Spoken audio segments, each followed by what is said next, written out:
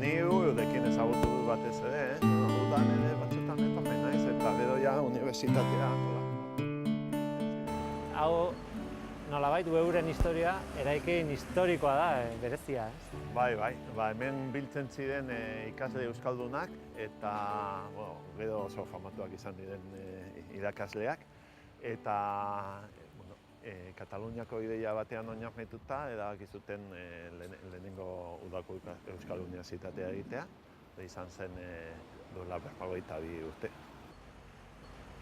Hemen Baionan izan ziren 4 urte, iparraldean izan ziren 4 urte, eta gero ja Iruñara joan ginen, hegoaldera legalagoa edo zela, Larragona da eta hor ja urte asko eman ditu.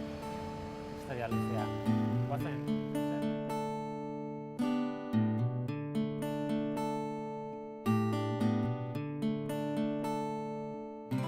Postasun handia izan da, batez ere, lehengo lan taldea, lehengo zuzendariak, aitormen hori, urte asko dira, 42 urte, eta posgarria da alako sari eta aitorpena jasotzea. Aurreko zuzendariak, lan taldea oso pozik dago, eta azken 2 urtetan diru laguntzak eta murriztuak izan dira, eta garaiak ez dira samurrak izan, orain nolabait buelta ematen ari gera, eta oso momentu honean iristen da saria. UEUk bete duen funtzioa izan da nolabait, bai esparru akademikoan, baina baita ere zientzien ere, ikerlari euskaldunen bilgunea eta ikasle euskaldunen bilgunea edo biltokia, ez? Bai, betetzen du, gaur egun ere bai, ikasleekin ez hainbeste, beste unibertsitateetan euskeraz irakasten delako, baina bilgune izan zen, eta gaur egun bilgune da, baina gehiago irudikatzen dugu sare moduan.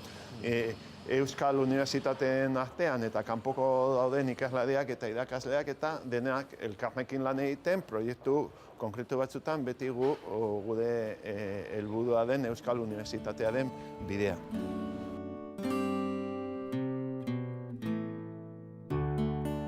Gogoratzen duzu zure lehenengo parte hartzea? Ke pasada sola lankideak edaman nindun, ni euskaldun berria nintzen, eta praktikatzera, eta niretzako armaigarria izan zen, nolabait beste unibertsitateetan ikusten ez duzunan, ikustea irakasle eta ikaslea maila berean, niretzako euskeraren nolabait jangokoa zirenak edo haiekin bazkaltzea edo tertulian egotea edo garagardo bat hartzea eta gero parrandak ere famatuak izan dira Iruñakoak.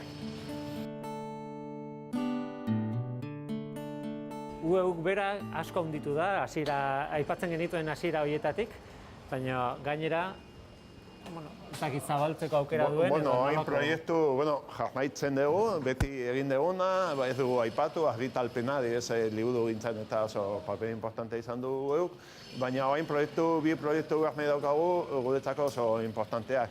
Bada ikaslari gazten topaketa, pizkal lehengo Larragonaren espiritua berreskuratu, eta bestetik irakaskuntza telematikoan, online deitzen den irakaskuntzan, nolabait titulu ofizialak eskaintzea. Gaur egun ezin da, UNED moduko titulu bat eskaini euskeraz, euskeraz ezin da ikasi, etengabeko formazio hortan titulu ofizialik, eta gure erronka da hori lortzea.